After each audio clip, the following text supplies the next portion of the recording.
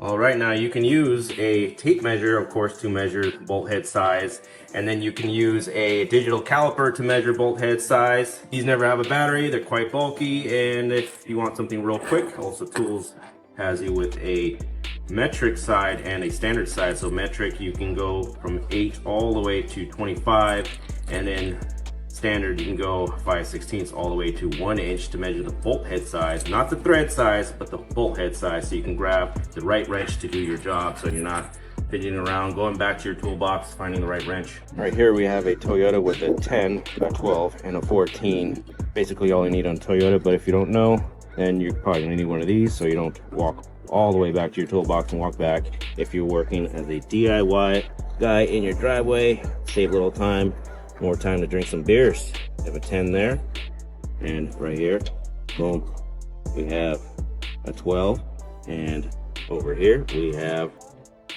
a 14. Pretty simple.